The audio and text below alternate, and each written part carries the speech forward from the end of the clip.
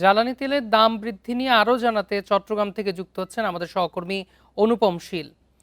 অনুপম, আজ থেকে জ্বালানি তেলের নতুন মূল্য নির্ধারণ করেছে সরকার। এমন ঘোষণার পর দাম বৃদ্ধি ও সরবরাহ সংকটের প্রভাবে চালক ও সাধারণ মানুষের ভোগান্তি কতটা বেড়েছে?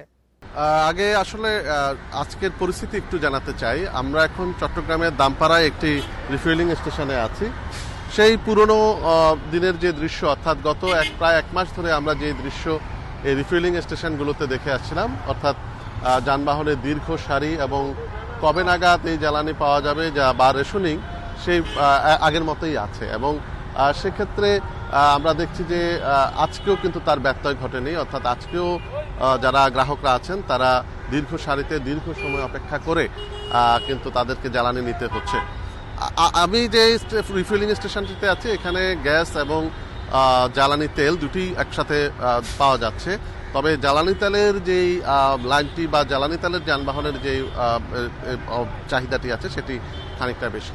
গতকালকে চট্টগ্রামের আমরা আরেকটা দৃশ্য একটু দেখাতে চাই। এখানে আসলে পুরো ব্যাপারটি বোঝাতে হলে আমরা এই পাশে যেই সারিটি আছে এটি প্রায় এখান থেকে প্রায় আধা কিলোমিটার পর্যন্ত চলে গেছে মূল সড়কে, এবং এর ফলে যেটি হয়েছে যে মূল সড়কের যান চলাচলও কিন্তু বিঘ্নিত হচ্ছে, এবং ট্রাফিক পুলিশ বা অন্যান্য যারা আছেন যারা মূলত এখানে এই যান চলাচলকে একটু ধীরস্থির রাখার চেষ্টা করছেন, তাদেরও আসলে গলদঘর্ম অবস্থা।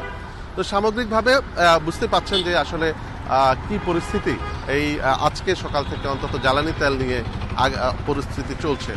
গতকালকে চট্টগ্রামে নৌ পরিবহন মন্ত্রী তিনি এসেছিলেন। তিনি কিন্তু দাবি করেছেন যে দেশে এই মুহূর্তে জ্বালানির যেই মজুদ সেটি ইতিহাসের সর্বোচ্চ পর্যায়ে আছে, এবং বিশেষ করে যে প্রক্রিয়াটি, অর্থাৎ এই ধরনের যে সংকট বা এই ধরনের যে বিষয়গুলো দেখা যাচ্ছে সেটি এক শ্রেণীর মানুষের কারসাজি বলে তারা দাবি করছেন।